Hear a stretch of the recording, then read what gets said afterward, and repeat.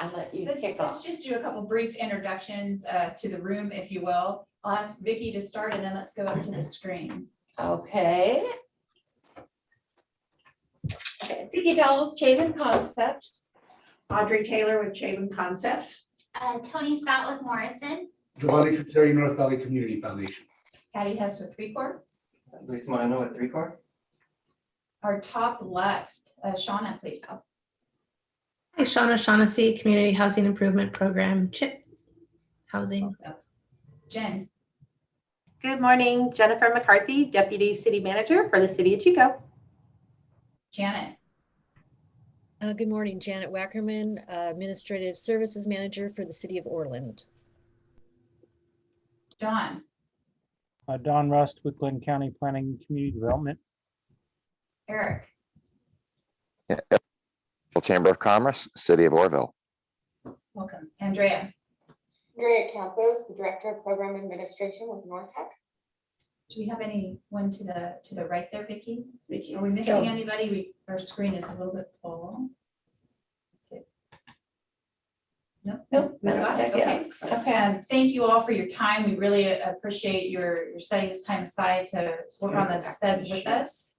The CEDS update is a 5-year update. It's due the end of 2021. I'm sure you've all been speaking with the Chatham team on various different initiatives, and Audrey and Vicki have been working, to kind of capture that information and get us to the next step. And so again, I appreciate your time, and I'm going to turn it over to them and have them kind of lead us through today's work. Thank you. Thank you, Patty. I'm going to have Vicki put a PowerPoint up that we'll be going through today. And this is sort of the first phase of the project. And why don't you go to the next PowerPoint? There you go. So what we're going to review today during this first phase is just kind of when we're doing a CEDS, there are required sections that we have to have, and we want to make sure that everybody knows what those are. So we'll be just kind of reviewing the economic conditions, the data, and the SWOT. And then we're going to take a look at and review and hopefully finalize goals, vision, and guiding principles that kind of lead the CEDS off. We'll talk a little bit about key stakeholder sheets or profiles that we're calling, and some of you know about those and some of you may not know about those. And then we'll just kind of quickly review with you the action plan framework, where we are with that. So go ahead. So in the required sections, if you were able to, we did have on July 6th, we had Dr. Eiler who provided an overview, and we have that recording, which is on Basecamp. You're all can access Basecamp. If you haven't, email us and we'll resend you a password. We're keeping all of our documents on Basecamp so that you can access any reports, any recordings, anything that we are doing. So the first piece that we did was to have Dr. Eiler look at the impact of COVID on the region to understand what that impact was. There are already other studies that are out there. Two of the main ones that we've been looking at, of course, is the economic planning systems, which was the impact analysis that they did, which really was the impact of the campfire. And then there's the housing market conditions that was conditioned. So we've been using those two reports as well as many other reports that we have. We also used Economic Tracker, which is a federal source to look at data, and then just other data research. And just overall, and again, I would encourage you to listen to Dr. Eiler's presentation as he goes through it, but we'll go through some of his slides here. But we do know that any recovery that we have is going to be linked to rebuilding affordable housing. That's just there. We also know that we've had a population decline and a shift that was caused by the fire that we're having to deal with. And previous employment gains in the region and our clusters, have just been exacerbated with the COVID. The gross regional product has dropped to 2017 levels now, so we've gone backwards. So that's what we're going to be making up. And our small business closures have dramatically put down, and we have some charts for those. In this first chart, we're kind of looking at employer jobs. So these are our employers and the jobs that we're missing here. And what Dr. Eiler has put here is the months to peak employment. And the dotted line there is the Great Recession recovery, which took 75 months really or 94 months for us to recover from the Great Recession. So we use that as a comparison for where we are today. And as you can see on this graphic, there are Butte County, Glenn County, and Tehama County. And you'll note that Glenn County has already recovered in number of jobs to pre-pandemic. They did not have the impact that both Butte and Tehama did. So, and the bottom line of that is if we look at that, it's how many jobs is that, that we've lost. So really for the region, it's 4,280 jobs that we need to recover in the region. Now, just to get back. That's just to get back. That doesn't make up any loss that we had or the growth that we should have had. That's just to get back to the January 2020 level. And interesting to note, though, for Butte County, that number is 4,400. Okay, so you have a larger hit in Butte County than you did in others. But because Glenn County is already exceeded, that brings that down to 4,200. Now, when we're looking at both jobs and the regional product. So those are the two things that we want to make up. That's where we took our biggest impact. So when we look again here at where we started, we went back to 2007, you can see the projection and the dotted line of where we were going with our economy. The gold line there is the hit that we took, which is that value was $1.64 billion through that. And we're starting it back up, but mainly that's due to the stimulus. That hit would have been more if we had not had the stimulus dollars that are coming in and the PPP loans. So that would be much more significant there. So that gap, and again, we're just trying to get back to 2020. So we're not trying to make up of where we should have been, because we would have had growth there. So we're not, and so we just look at that, and that's $1.64 billion. And that's the size of Glenn County's 2019 gross domestic product.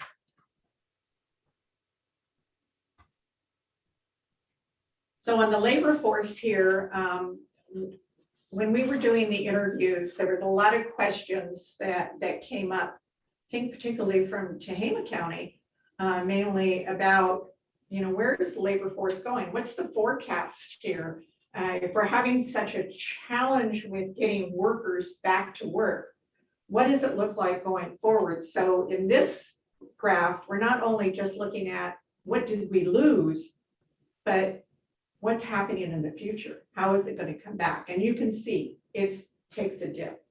So we will come back. We lost almost 5,000 jobs during this recovery, and people leaving the workforce for whatever reason. They may have moved away, they may have quit, they may have changed careers, whatever, but we lost them out of the workforce. So if we've lost them out of the workforce, that's why we're also facing this challenge of getting them back to work. But we will continue, particularly Butte County, to lose labor force over time.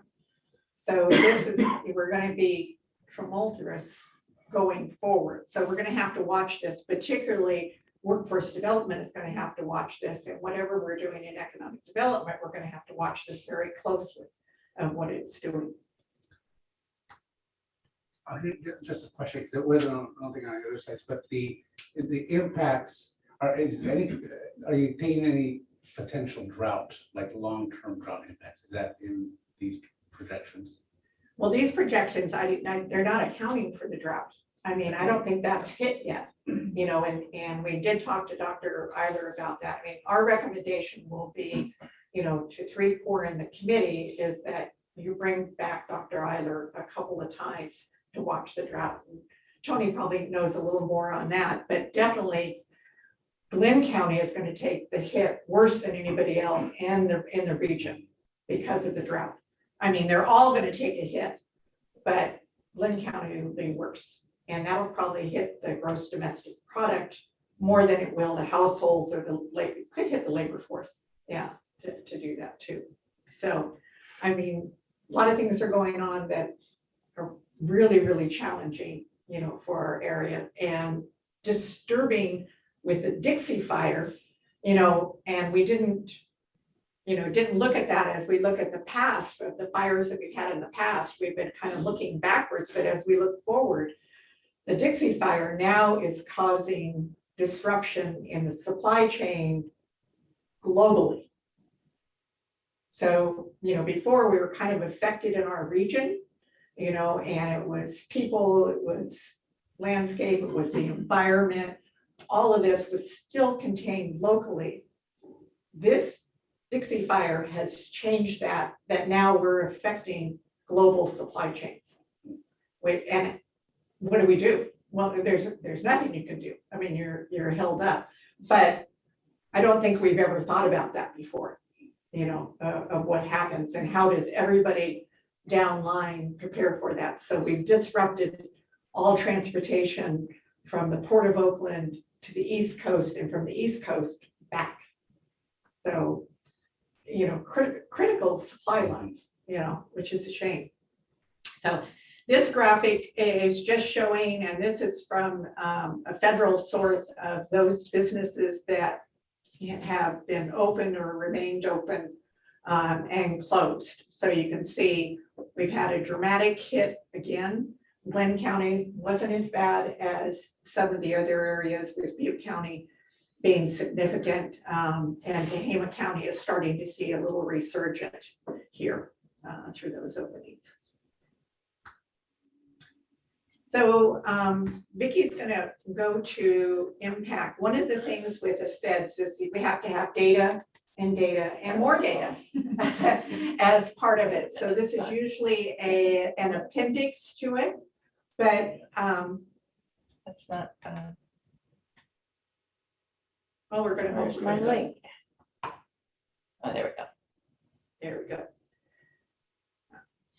So for the purposes of having this data, what we wanted to do is to have data that could be updated and stored someplace and that could be kept live. So 3CORE said yes to maintaining some specific data that relates to the CEDS from an economic development standpoint. And for keeping that, I think you have a 3-year contract, is that right? To keep this updated and accessible to all the district members. Now, one thing that we have it broken out into the economy, the employment, workforce, education and talent supply, and demographics and social, and Vicki can go into it. E-Impact is a data visualization company.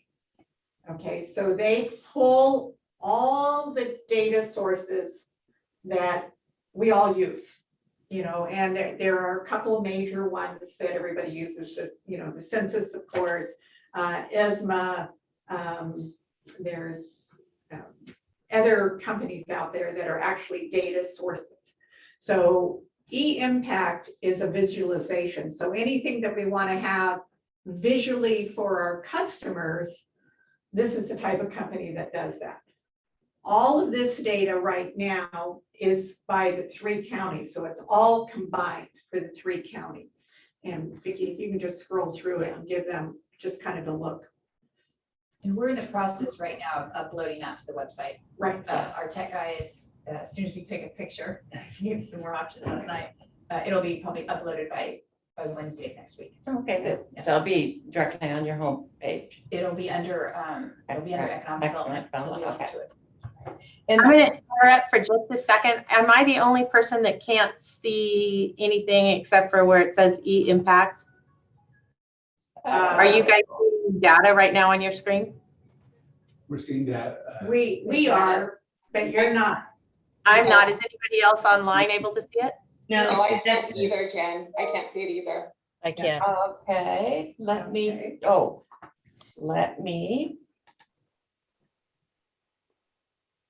Sometimes it's just that connection, so I had to ask. It could have just been me. It's on the, I think on the top, the screen sharing. It says stop Yes. though. Oh, new share. Here we go. There. Sorry. Thank you, Jen. Now can you see? Yes. Okay. So Okay. going back up. Going here. back up here. Yeah, so this will be housed at 3CORE. And again, the data is for the 3 counties, it's combined. So there's a section on the economy, which, goes through different information. I don't think this is it. This is the is not education economy. profile. Yeah, I hit the wrong one that you chose. So economy, education, labor force, and demographics. So. And the nice thing about this is that e-impact has contract relationship with many of the data sources. So this is automatically updated as their data is updated. So we don't have to go in and manually find the data and upload it. And we felt this was a better way to do the data for the CEDS so that it's live and just not a point in time. You can keep this up, and this will help us track where we're going over time. So you can also get the detail if you just hover over. And that's in each of those, right, Vicki, where Yeah. you can break out each of the counties. Right, Right. right. So they have quite a long list of data that you can populate.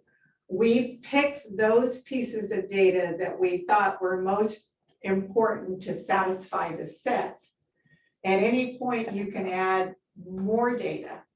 And when it came to the employment and workforce, because NORTEC has great data and they do their quarterly updates and occupational lookout, we'll put a link into deeper data. So you're getting your overview here, but if you want a deeper dive, then NORTEC That's right here. contracts with EconoView, which is very robust. Yeah, and so they have A lot more detail. yeah, so there's a lot more detail, but probably more detail than the customer may want, but we have the access to go there. So, kind of leveraging these different data sources that you want. And I know, Jen, you were looking at a data source also through that. The one thing that e-impact does, again, because they're a visualization and they pull data from all of these different sources.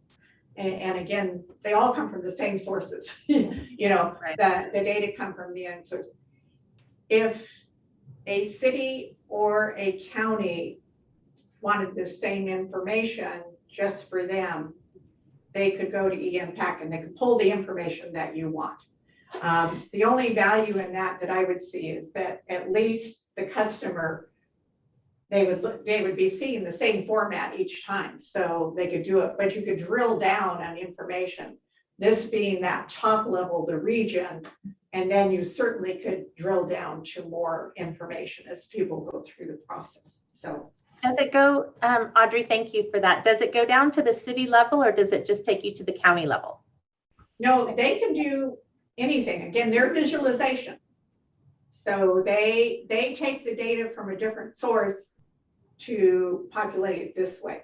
Most data Thank you. sources don't do the visualization. You access their data and they may not have the visualization. So Thanks, Audrey. yeah, so you can do it at the city level. And again, they have a very long list of data they can pull, or they can customize data to do that. Right. And again, what we tried to do was pick the data that was mainly that we needed for the CEDS, and that if somebody was looking at the region, they could do this. So job postings here are open, and it's a broader view of collecting for the region. So, and I know that we've talked about having a data resource place many times on the steering committee, you know, and do we have a depository and what we have. So I was kind of excited to see them and to know that they just weren't selling their data. Right. Yeah, that they were taking the data that is the normal sources that we would go to bring it out there. So, and I think Vicky's had an easy time working with them. Yeah, Yeah. they're excellent, and They it were was very really a fast quick turnaround. turnaround. Yeah, very quick turnaround here. So this will be posted probably next couple of weeks. By Wednesday, it should, we had reduced the website to allow for enough space. And then now we have to just pick the regional picture that will populate when you open it up. So we can send that link out so you can look at it, and we can send out today a link also if you want to look at it further. But it will be on the website no later than Wednesday. Okay, no, it didn't say. Okay. Any other questions? That's a good question. Data.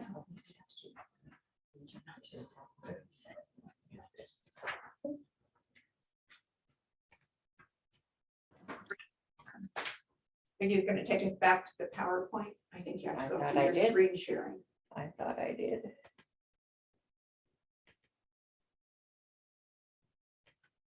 Give us a minute here. Stop share. No. I think just that green bar below it. There you Yeah, go. this is the one. I thought I did that. There, Screen two. and share. I know.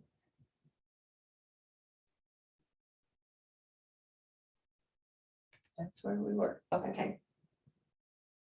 Can you see the data impact again? Make sure they can see it. We're seeing goals. Goals. Okay, Okay. perfect. So this is up to the committee.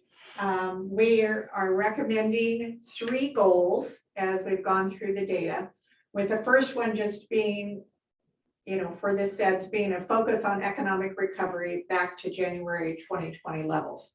And that really means how do we replace those jobs and that gross regional product, you know, by supporting businesses that have been impacted. So that would be our recommendation for goal number 1.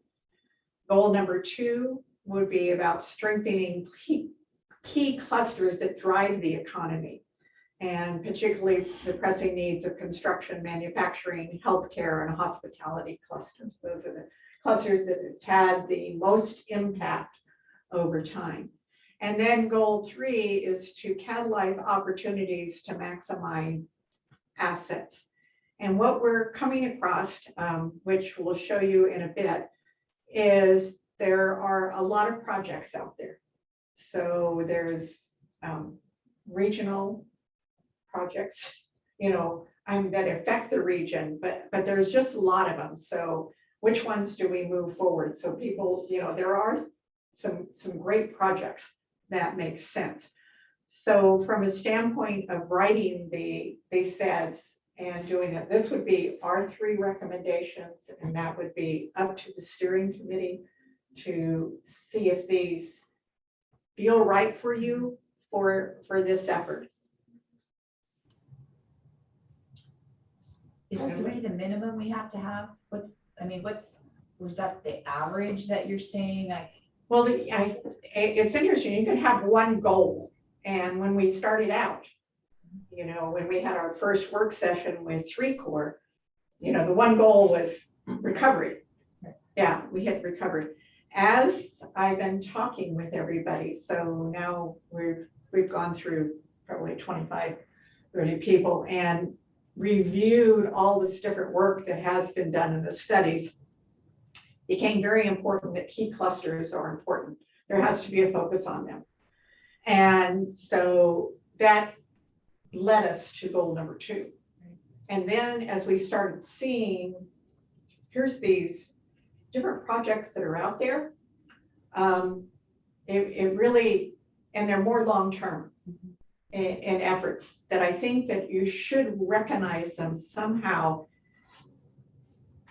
Not everybody on the steering committee, not everybody involved will be involved in each one of those, but they have a significant impact on the region. So a catalyst project would be, I guess you can take a big one, would be the university going back to its previous levels and then doing expansion.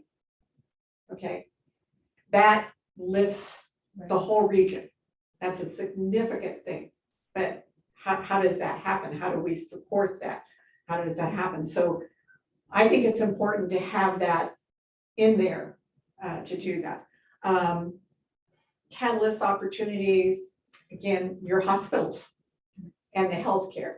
Now these now start to tie together because we might have an opportunity with our hospitals. We got some that are expanding and bringing new things in. You've got Butte Medical Society bringing in a residency program.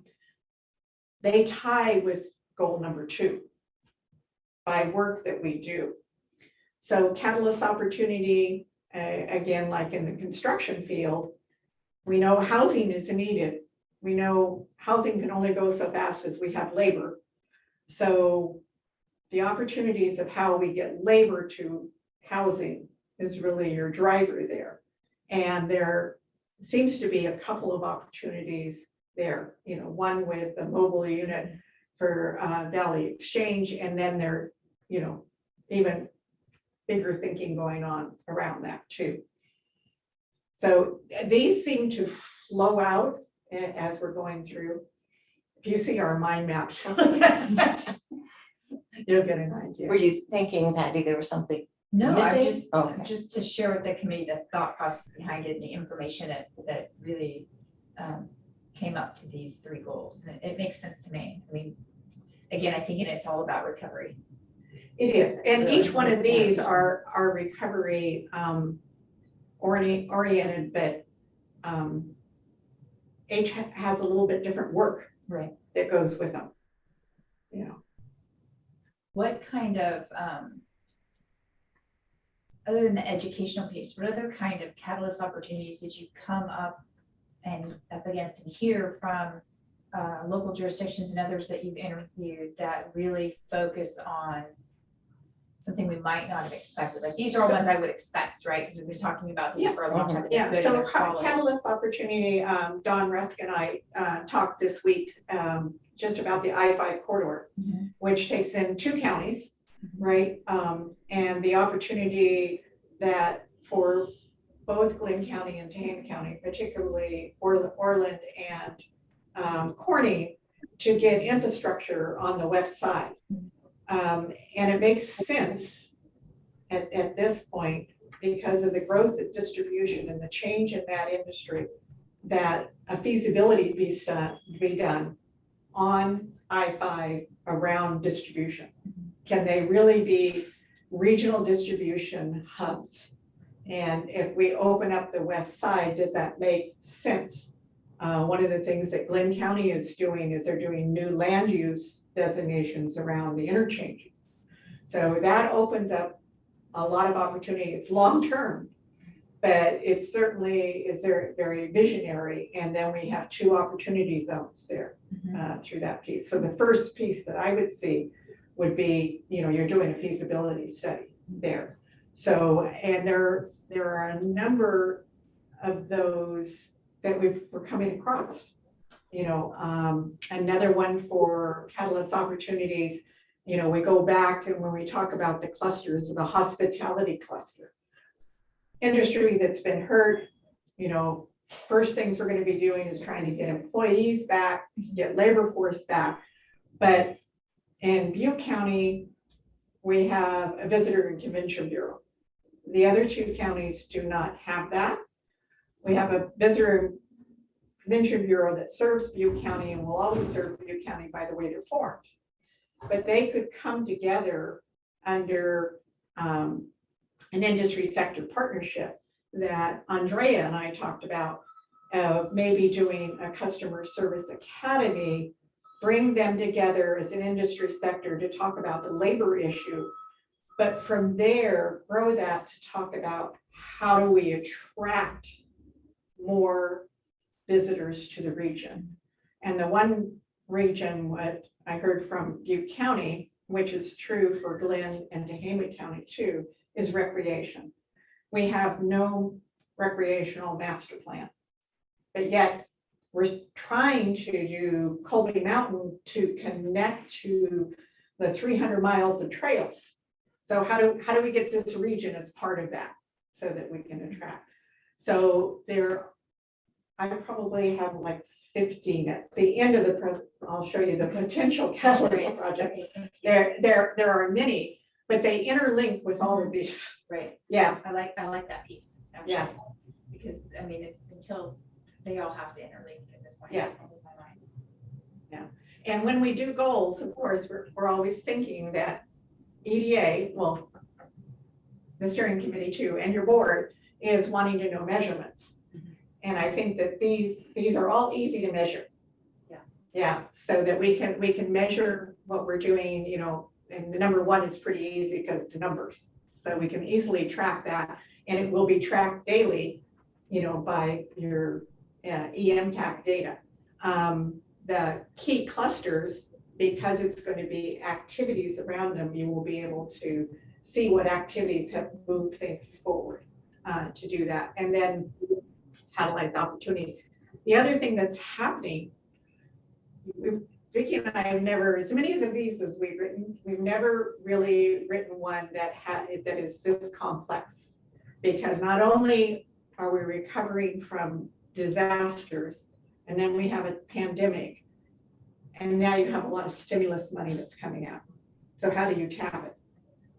Which brings me to one of the biggest challenges that this study has is going to be capacity, going to be coalitions, bringing coalitions together that are multi-sector and champions to do all this. So when we look at the potential catalysts, we're looking at ones that are kind of just sitting there right now. We're not coming up with anything new. Normally we're guiding a community to think about, how about this? We're not in that situation. So we're trying to react to opportunities that are out there and removing our challenges. What's included in gross regional product? Huh? What's included in gross regional product? That would be that 1.648 billion. So that would be ag. So the raw ag commodity value, is that in there? Yes. Yeah. So all the ag, it would be all the production. Yeah. Production. In Butte County. I would say the objective seems a little ambitious on restoring that if we know we're going into drought. Yeah.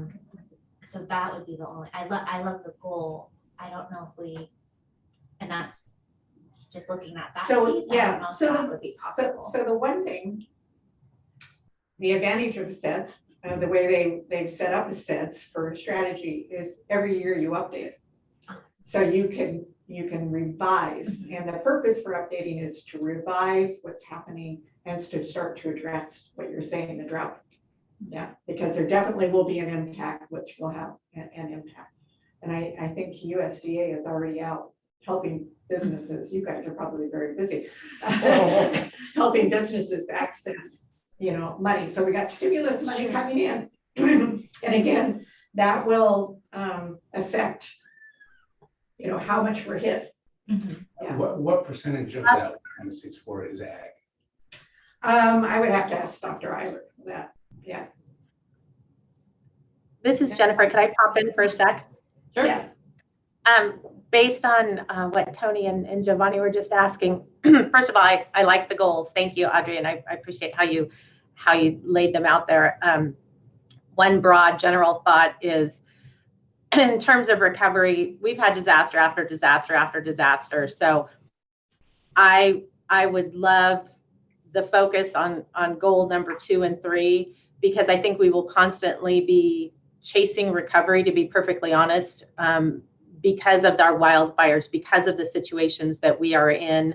So whereas I think it's a goal, and I think it's a goal that we'll be able to reach, goal number 1, I think the honest to God truth is that we'll constantly be having to be in a shape of recovery. So that's why I think goal number 2 and goal number 3 are so important.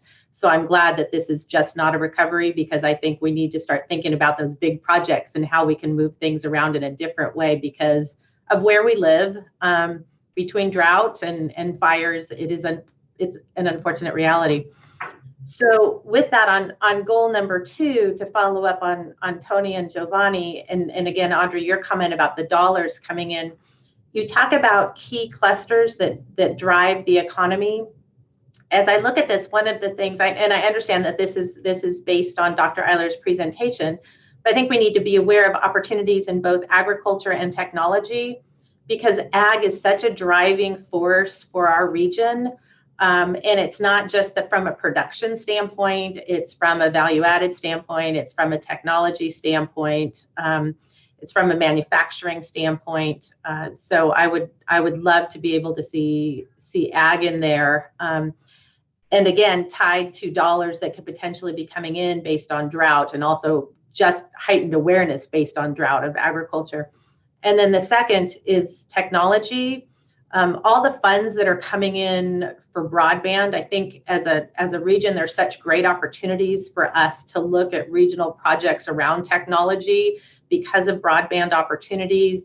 And I can see 3CORE playing a role in that. And in fact, as you know, there's specific funds available through EDA for broadband. And because of that, I'd love to be able to see technology that's part of this. And maybe that's goal number 3, that's a catalyst project. But I did just want to throw that out there. Those are my 3 comments. We're always going to be chasing recovery here. I think we need to make sure we're constantly aware of our roots in agriculture and that we're linking to opportunities in technology. Great, Jen, thank you. Yes, and broadband, we actually have under the catalyst opportunities. Great. When we go through the action plan, you'll kind of see how we've got it laid out. Great, thank you. I think with that agriculture piece too, so the entire state is in a drought. We probably actually will fare a little bit better here in the North State with our water rights situation.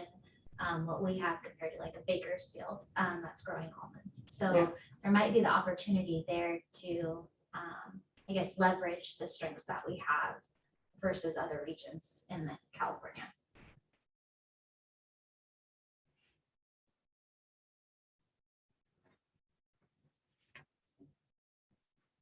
So if everybody is good with these as goals, we can move on. I love the way you do this. Huh? I love the way you do this. The little icon. The little icons. Yeah. Thanks to Gotta be visual, gotta Yeah. be visual. So the next one, and we did send these to you, and you guys have them in your packet so that you can look at them where you're doing this. So we have prepared 3 draft vision statements, trying to put together what we're doing. The CEDS asked for a vision statement. And I know vision statements are always hard to come up with. So we have one here that is longer than the other ones. And I'm hoping you were all able to download what we sent yesterday so that you have it in front of you. And so the first one is just kind of making the statement that by 2025 that we will have reached our economic recovery. And that, you know, we'll be doing this by protecting our natural beauty and our agriculture, education, cluster. It's sort of long, but it kind of says what you're doing. And Vicki, could you go to the second one? Sorry.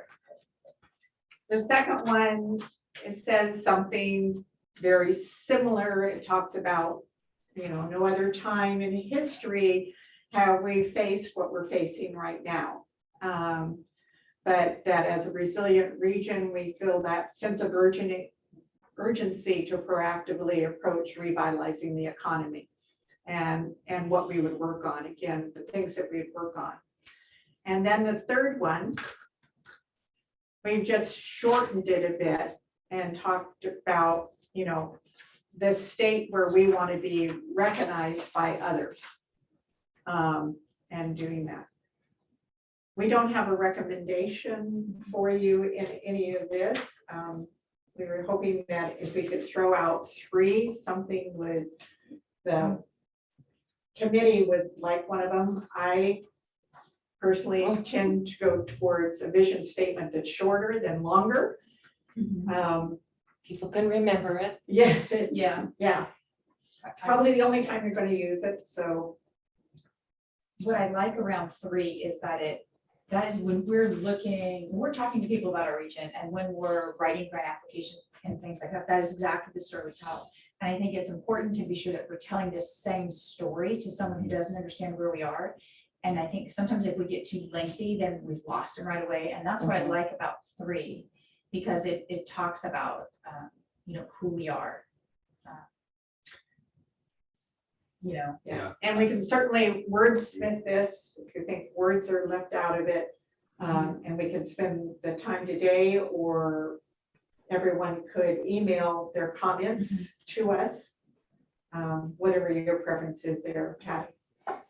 No, I agree with you. I think we've been doing some work around trauma, so in the behavioral health piece, and what has come out is that these disasters are part of our normal now, and so it's building that resiliency, and that's part of our character now, and so we have to build an economy that is resilient, that will adapt to these new situations that we find ourselves in. And I think that but it's not statement forever also, labeled by fire, right? I Right, think that's the exactly, challenge as we move as a region is, you know, yes, it happened, and yes, but it's part of who we are now, to your point.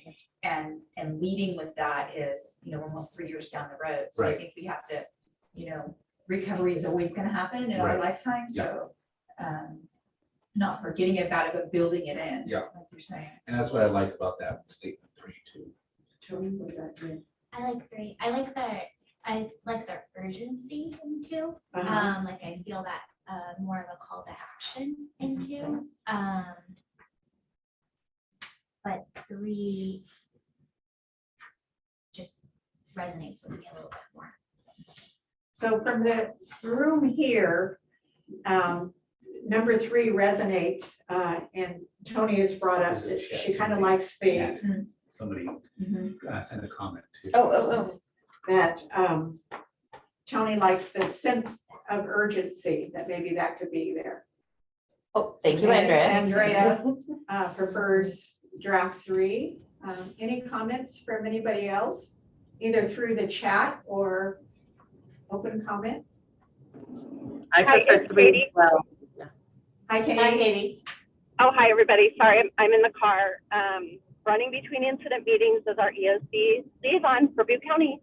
I just wanted to echo what Jen said and what Giovanni just said about feeling like, or wanting not to set the expectation that we're going to like necessarily recover. Recovery is going to be a constant state for a while.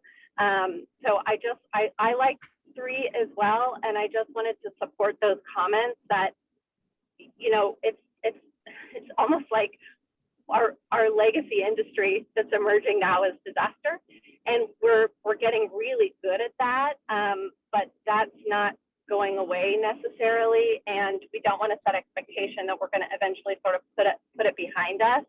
We're just going to get really good and more resilient at mitigating and reducing our risk.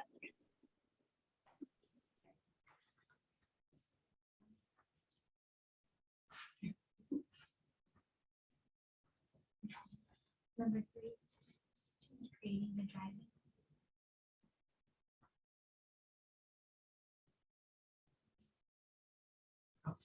I like that. Sorry. That's good.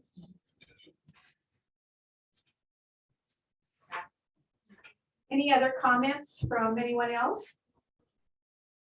Well, what we'll do is, oh,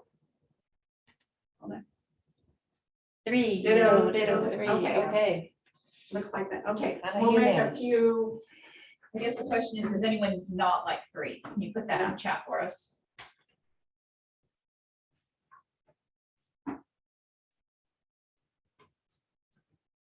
So we're gonna use 3 to work from then. Yes. Yeah. Okay, I like that. And we'll do that. Thank Okay, you. thank you.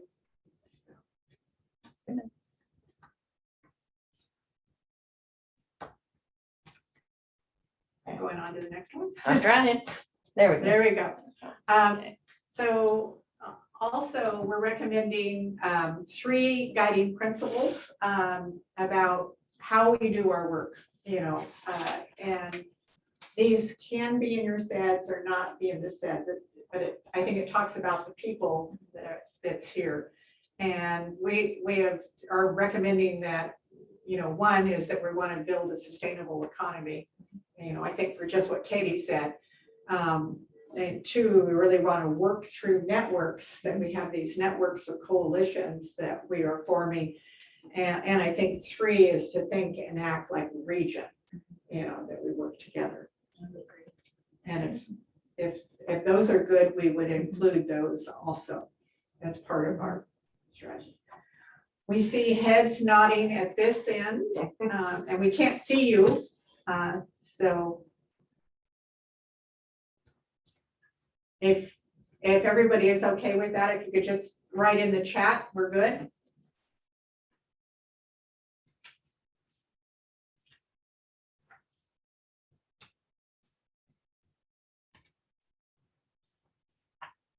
Great, okay.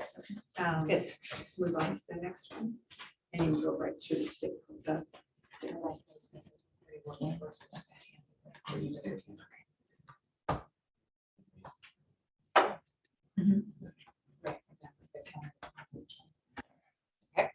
As I'm talking with most of you, and many of you have already put this together, is what we're calling the Stakeholder Profile form.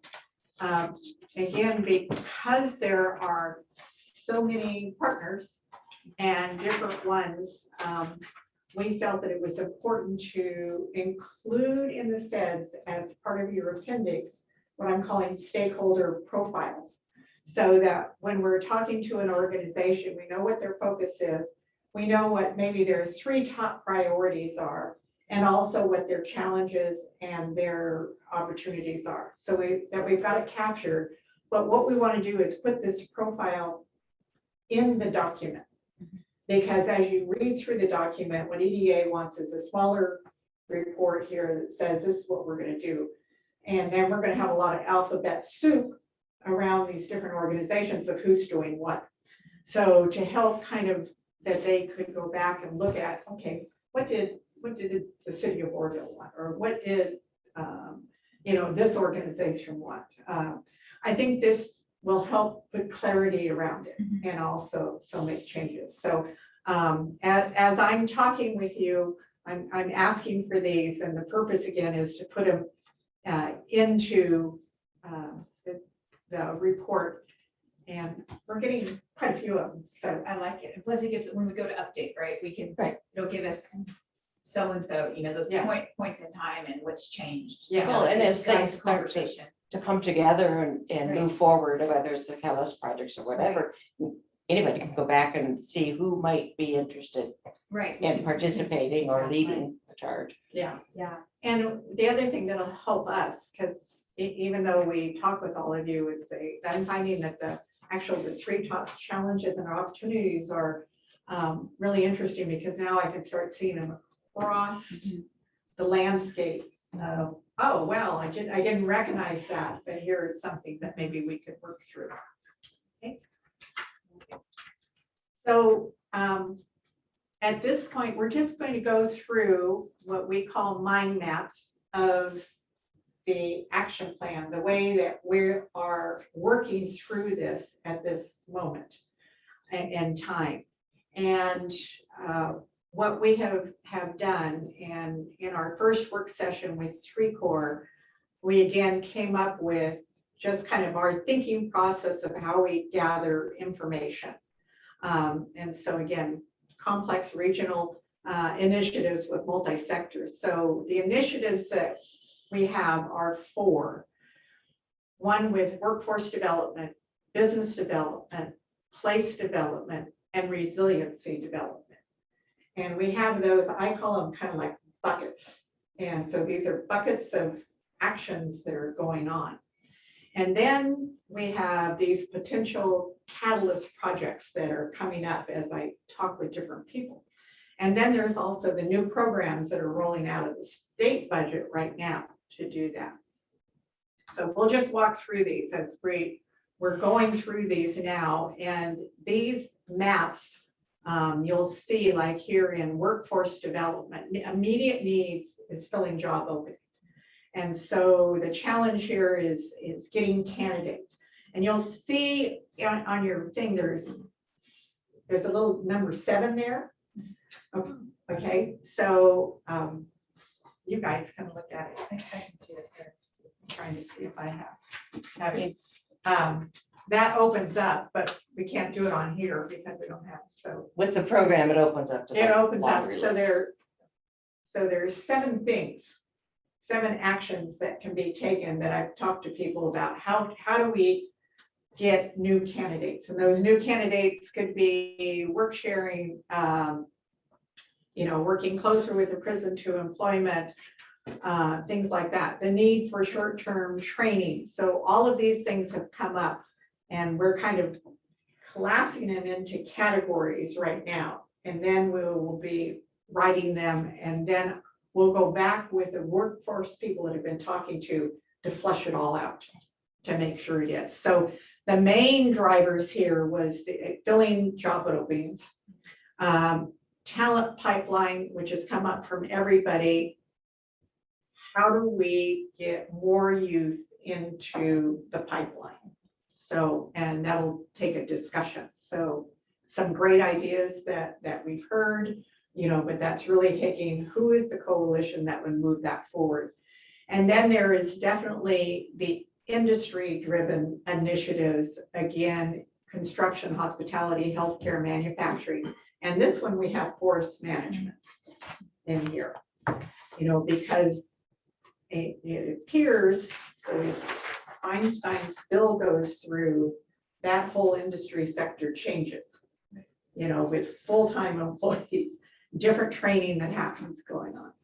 So we're fortunate in the workforce development, we have 2 community colleges serving the area. So we're talking to both of them about, the different classes that they're offering, particularly around construction, healthcare, and forestry. We haven't put ag in there yet. I've been talking with them. And so we don't have anything solid around that yet from a workforce standpoint there. And then catalyst projects.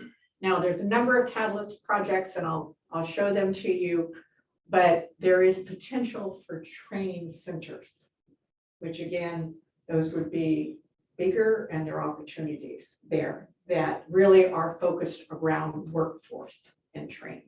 What about IT, Audrey? What's that? What about IT? IT? IT. IT. That could almost, I haven't talked to mean- anybody. We're only putting down here what's being worked on that we know of. Okay. Okay, and I haven't, that one hasn't come up.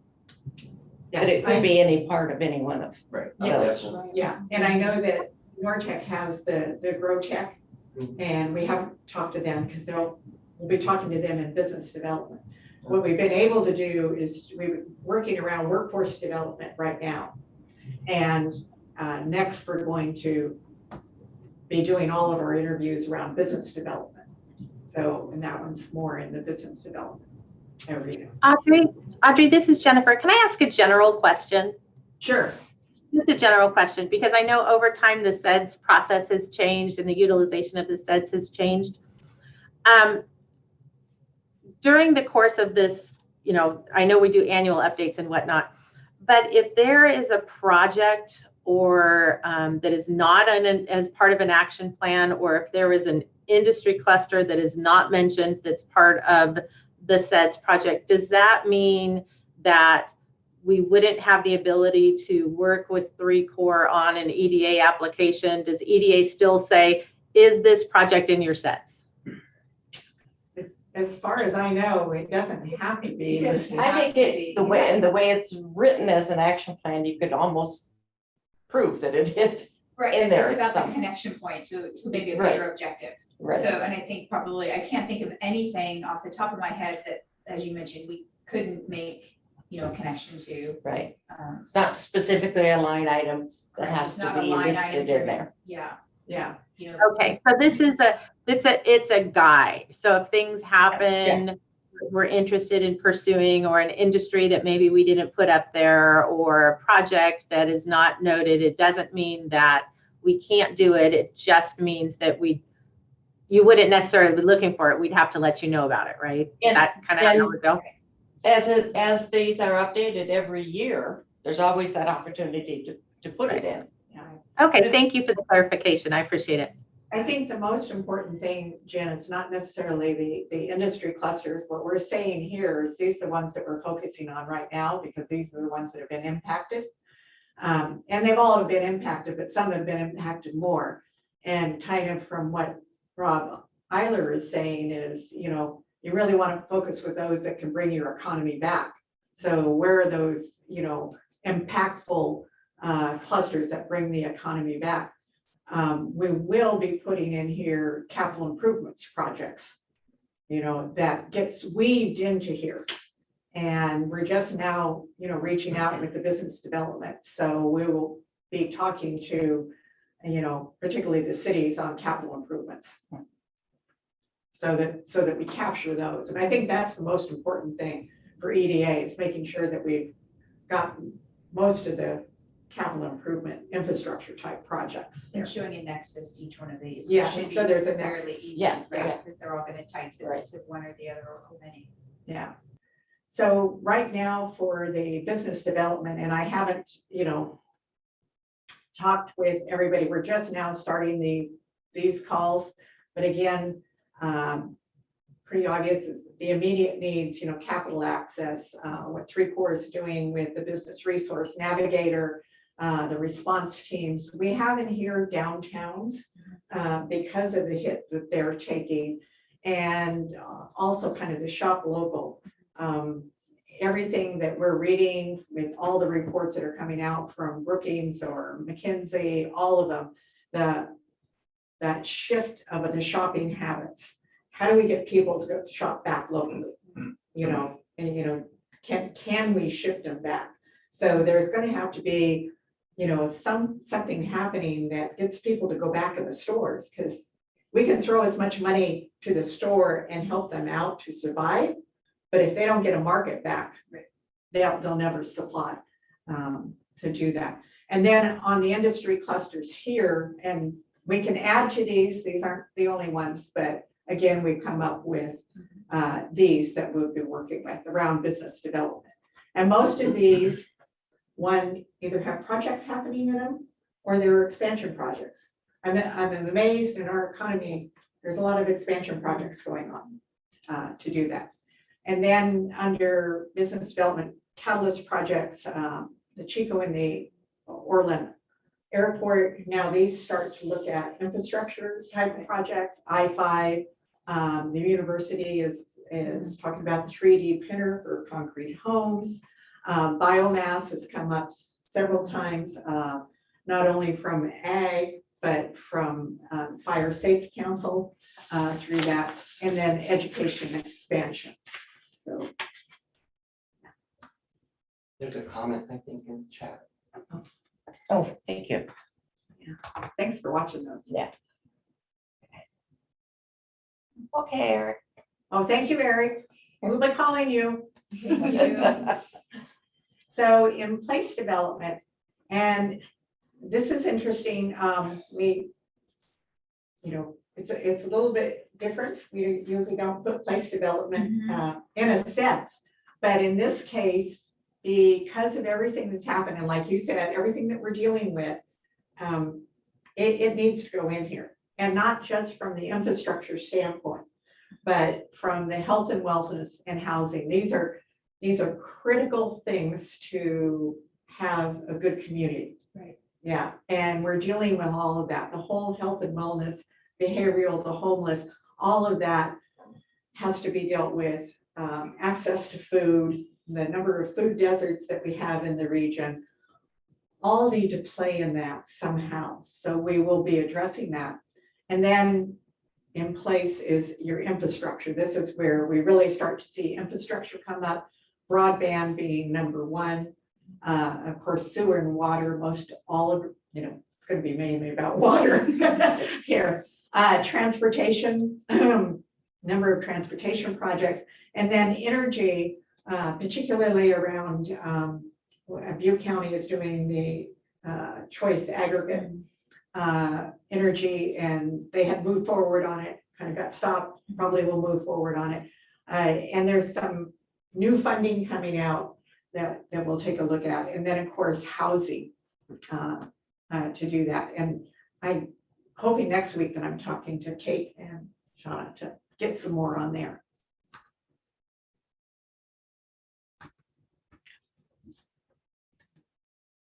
Our last one is kind of this resiliency development. New to EDA said is resiliency piece. So again, we've kind of done these kind of buckets again around this, around transportation, connectivity, and enhancements. Interesting, in the governor's May revise, there's $11 billion for transportation, for new infrastructure, for beautification and art, and litter abatement. So interesting in the bill, and I think there's going to be more. So how do we connect with that? And then you have transportation, you have Highway 99, you've got Highway 32, you have, Highway 70. So there's a lot of transportation issues. We need to probably put something in there regarding the Skyway and Highway 99 and what's happening there to do that. That's about the resilience piece. This is all in the resiliency I mean, you piece. think about the 99 Skyway specific. I think Yeah. really- Yeah, so that's all part of the resiliency piece. And we haven't taken a look at the climate action plans. We will see. And again, coming back to the energy, this is part of resiliency. Are we able to contain it? Microgrids, the County of Butte brought up the microgrids about having some of those, and we're starting to see a lot more movement towards those. Definitely wildfire reduction and forest restoration. Interesting conversations with Eli Goodsell at the preserve. And this really ties to what's happening up in Tehama County with the wood products industry and with the training that's going on at Shasta College. So they all tie. There's all links on these. And then the drought infrastructure preparedness. And everybody's having to do their groundwater sustainability plans. So I think too on the energy with the microgrids, if we're looking to grow certain sectors and you look at maybe value added with ag. yes.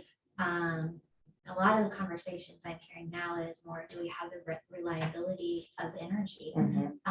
Especially for anything in production where like olive oil, have to press it within 24 hours of harvest. Right. If our fire season's extending and we have these rolling blackouts, what does that look Refrigeration. like? Yeah. Refrigerate, yeah, cold storage.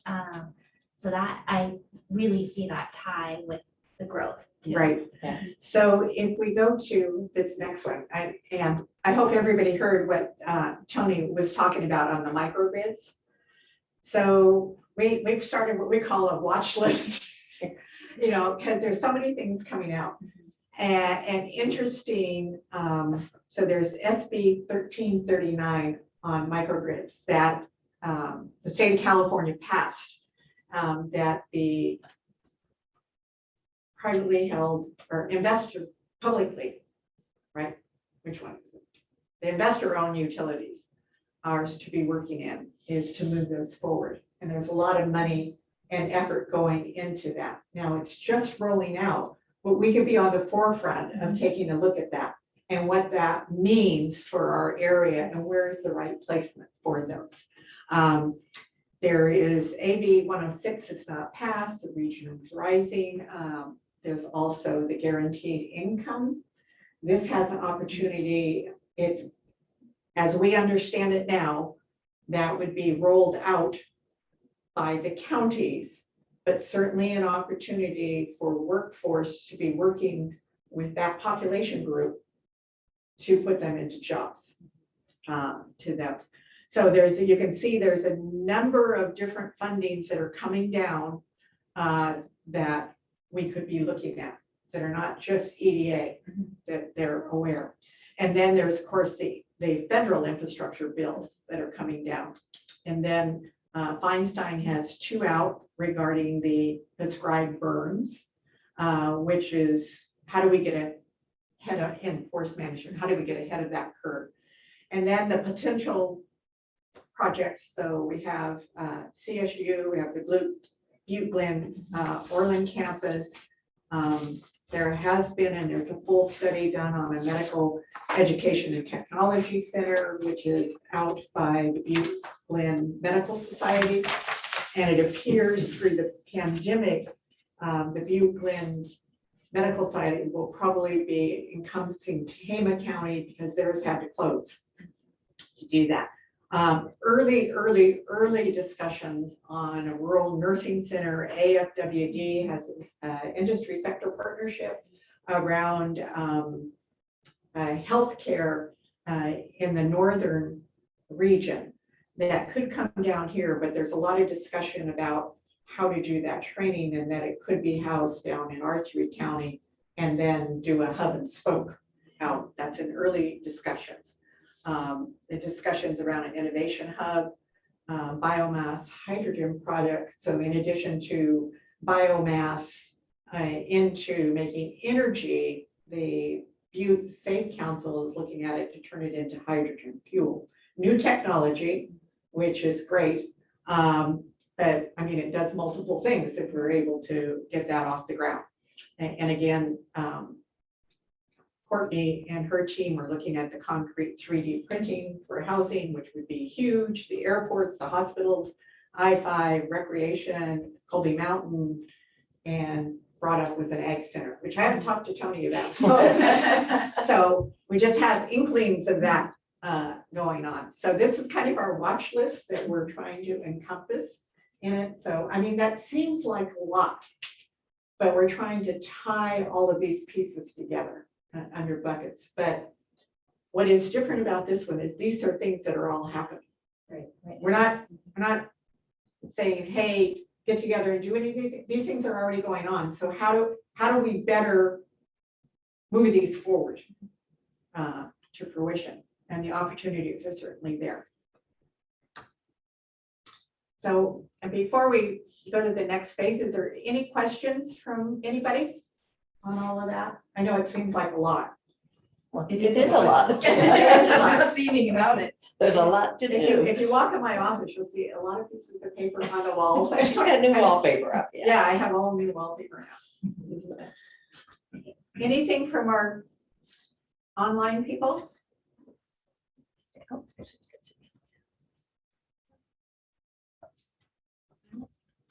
Giovanni, Tony, any questions from you? think it's brilliant. I would say Thank you, Andrea. if you see something that we've missed in all of that, you know, please call us, or you can email us through Basecamp, or just email Vicki or I. Our next steps are to finalize the workforce development and go back to that group and make sure that they're comfortable with that. We'll start with our business development and include in that capital improvement projects that we're going to talk about. And then we'll probably do the place and resiliency in early August. We're going to continue to watch state and regional, but we only see what we see. So if somebody else sees something, you know, please let us know. I'm only on so many and I don't get. She only I don't has get 3 these screens. odd- Yeah, I don't get the odd ones that are out there. So we really rely on somebody else to send those. Everybody has their own networks. Yeah, and so at the August 20th CEDS meeting, what we should have is at least most of these buckets flushed out to hear our actions to move forward. And with identified, here are the groups that do those.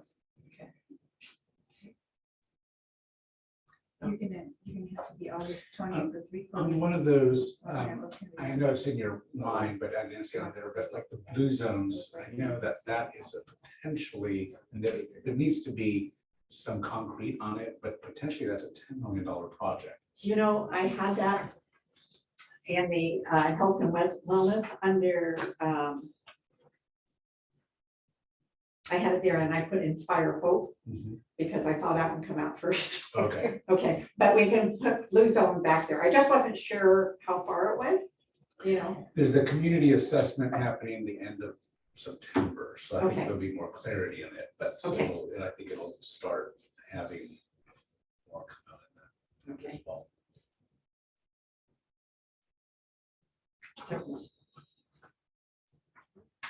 Well, we appreciate any input from the committee. There's Sean. Sean, do you have a question? No, Comment? it sounds like you're wrapping up and was just saying it sounds really good and I'm excited to see where it's going. Okay, and we're talking next Wednesday. No, I emailed, next week is totally bad for me. So I Oh, was that's definitely right. talking August, which is Okay. bad for Kate. So it's one of those annoying. Okay, well, we'll get that done. Yeah. All right, we'll get it done. So we've got James trying to come in. So Patty, I'll let you wrap up. So If you have any- we're welcome, Want to go James. back? We're quite a bit ahead of schedule. So we'll have to share some information back with you. It's great to be ahead of schedule instead of behind. Yeah, So I want to give everyone kind of an opportunity to talk about or bring forward any high priority projects or things that haven't been addressed, things you want us to address or explore more at this point, given the framework and this, you know, where we're at with it right now.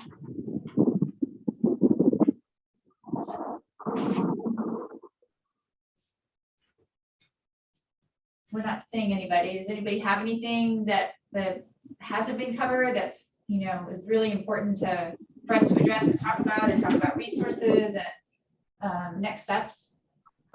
And you can pop it in the chat if you'd like, and we'll pick that up if you don't want to unmic. You guys have done a great job. It's looking really good, and I like that there's like the general vision and the goal statements and the flexibility around it. Thank you. Thank you, Shauna, for your comment. Thank you, Jen. All right, then I guess we'll wrap up and give you back part of your day.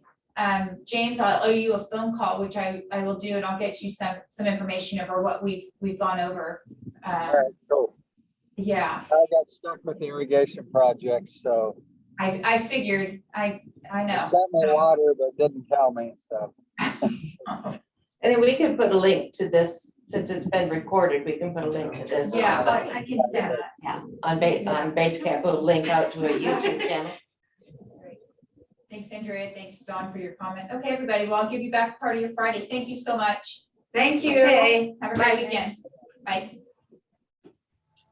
Thank you, everyone.